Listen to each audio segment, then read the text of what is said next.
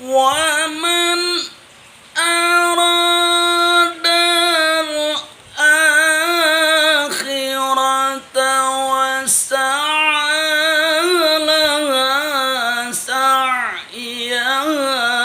وهو مؤمن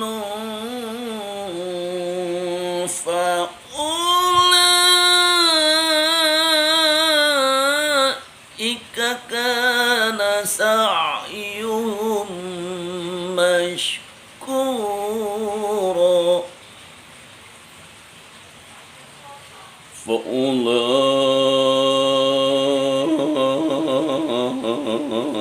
فأولئك كان سعيهم مشكورا